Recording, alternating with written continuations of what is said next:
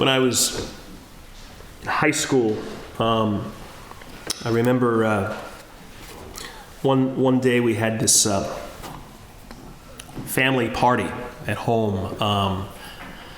My sister, I think it was my sister's 8th grade graduation. So we were having a party at the house, I guess, afterwards. So, family, cousins, aunts, uncles. And so I would have been, I guess, in about 10th or 11th grade, I guess.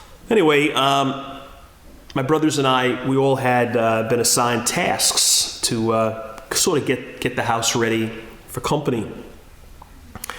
I was assigned cutting the grass. I had to do the lawn and cut the grass and everything else associated. Do a little bit of weeding, I guess, and edging the grass, which I hated doing. We had this, it wasn't even a power edger. It was like this, it looked like something from like the Civil War. It was this like pole with a wheel and these like kind of spikes coming out of it. You'd had to lean into it and just kind of like push along to create this sort of edge at the end of the grass to the sidewalk. And it was just a slow, tedious, miserable job. So I decided not to do it.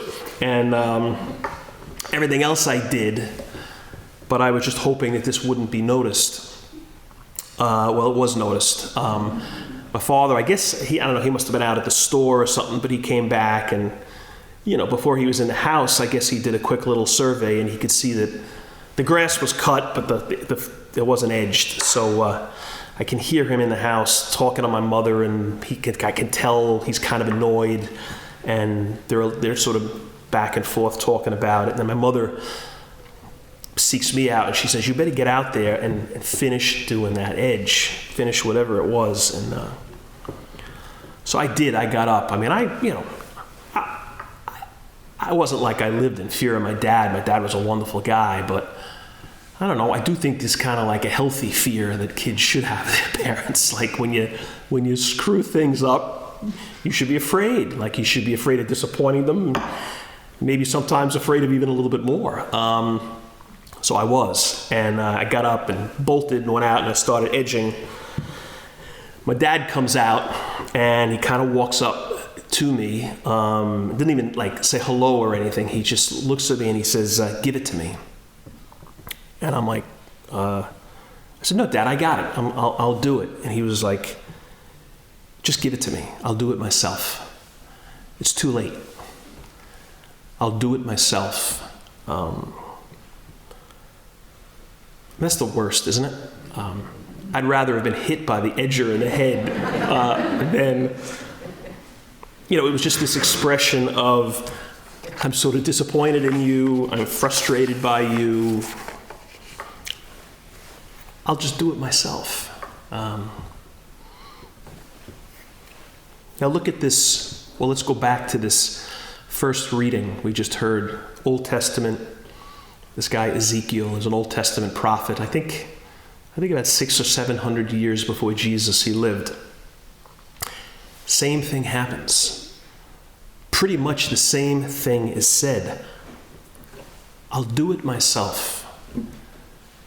And it's God, or else Ezekiel speaking, but it's God speaking through the prophet Ezekiel, and he's speaking to the people, the Jewish leaders primarily, who've just continued to fail. They continue to drop the ball.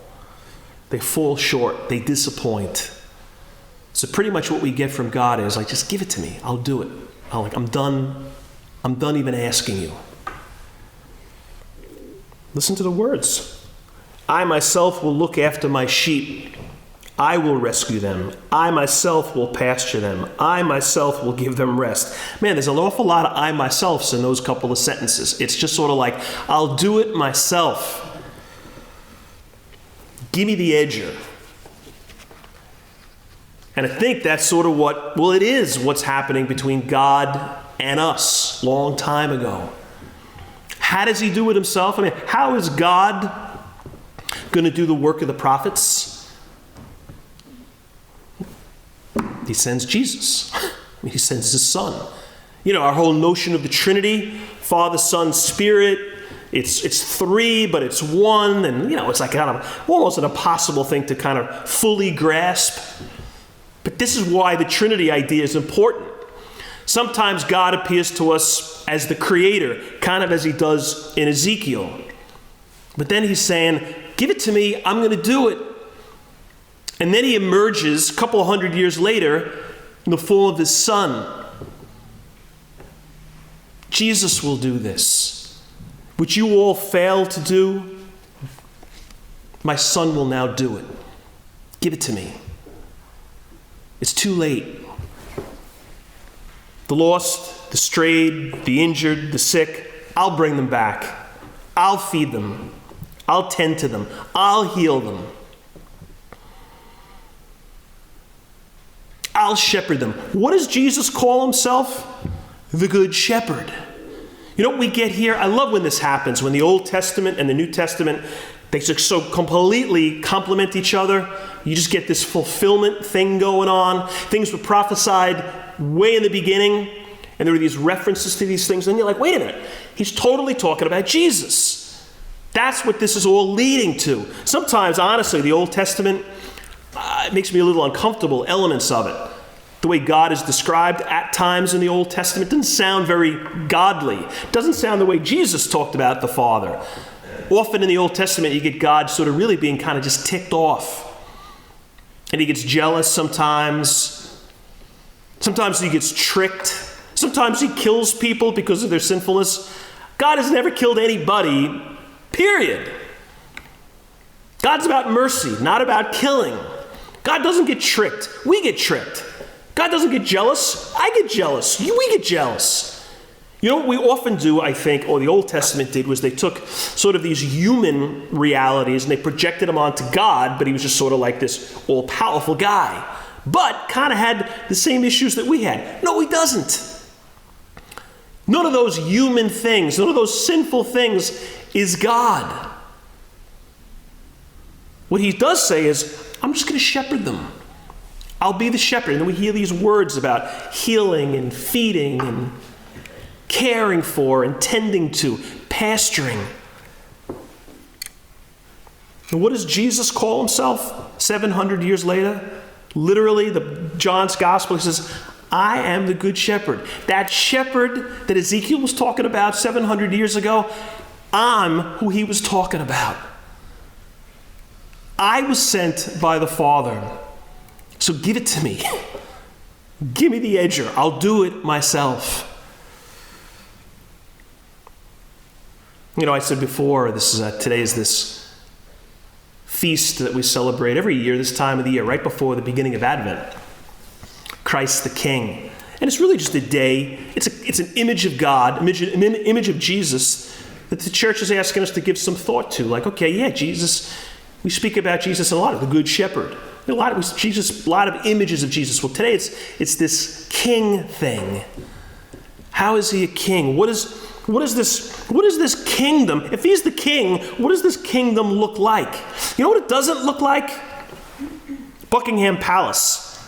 It doesn't look like Prince Charles. It doesn't look like the Queen Mother. It doesn't look like some throne. It looks like the gospel I just read. Because that's a description of the kingdom. Feed the hungry, give drink to the thirsty, welcome the stranger, care for the sick, clothe the naked. What we're being told is, okay, it's Christ the King, God took over, and this is the takeover. This is what it looks like. He's this king, and this is what the kingdom looks like. And I guess the question for us is our understanding of being Christians, of being Catholics, like this whole feed the hungry, thirsty, strangers, sick, naked, in prison, is that a part of our lives? Like in some aspect, do we plug into that? Because if we totally, absolutely don't, we probably should be a little uncomfortable. Because he's saying this is what the kingdom looks like. This past week down at St. Mary's in the parish hall was the kingdom. Or a glimpse of the kingdom. Hundreds of cans of canned food. to getting ready to put together a couple of hundred Thanksgiving meals for people who were just not so well off. And great people from all three parishes volunteering their time. The kingdom, what's this kingdom? We know it doesn't look like Charles's world. It looks like the hall down west. You know, AA meets a couple of nights a week down the block, across the street in the rec center. That's the kingdom. That's what he's talking about. Where people are in need, we're supposed to be. You know, in some of it, I might be like, well, all right. I mean, yeah, sure. If I saw somebody who was like really desperately hungry, I got to go to bat for that person. Yeah, I'll do that. But I mean, some of this other stuff, visit the imprisoned. I mean, how am I going to visit the imprisoned? I mean, I could if I went over to East Meadow and gave them a heads up and I said, I'm a priest and, you know, can I go in and celebrate Mass? I mean, I probably would be allowed to. I have done it. You can't just go over there, knock on the door and say, hey, I'd like to come in and visit the inmates. They're not going to let you do that. So how do I live? How does this imprisoned people thing factor into my life? How about this? Maybe somebody you know whose addiction to drink or to drugs or to whatever has sort of imprisoned them. It's almost like they're in a jail. They are absolutely not free because of this addiction.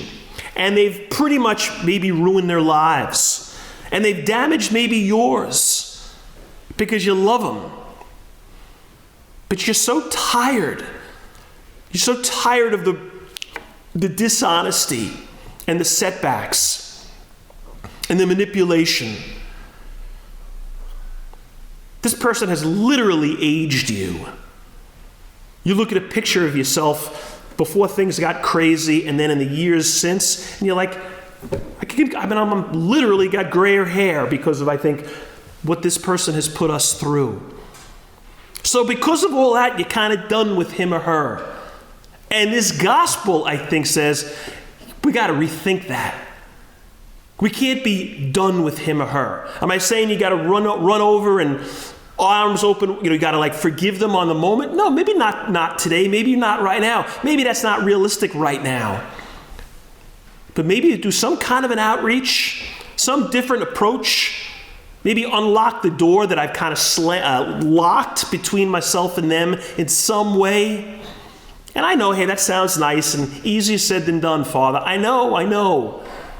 But I still think we got to be open to that. Because that's what the kingdom is supposed to look like. And you know what? You look at the gospel, at the end of it, it gets a little blunt, it gets a little serious. It's like, at the end of the day, there's going to be two groups of people. There's going to be sheep and goats. It doesn't end well for the goats. We don't want to be with the goats. We want to be among the sheep. And he's like, if you don't go out and do this feeding and healing and visiting and clothing, then spend time with the goats, because that's where you're going to be. Maybe it's the kid in your class or on your team or on your block who just was like not easy, was sort of desperately sought attention and was just exhausting because of it, had a tough personality, but you also knew about their family life. It was kind of a disaster. That kid's family was a nightmare, and yours was actually pretty good. And this kid is just desperate. He's starving for attention. That's what the kid just needs. And the more he reaches for it, the more he kind of like, people pull away, and it gets worse and worse. We all know that kid. He's starving. Jesus said something about people who were hungry and thirsty. That's not necessarily for food. This kid is starving for a healthy life, healthy people in his life. And maybe that's what we're called to be, in our own way, in a realistic way, to be present to that kid whom everybody else runs from or is terrible towards. Hey, here's the point. There's lots of ways There's lots of ways of being hungry and thirsty and in jail and sick. All of it literally, but it goes beyond the literal.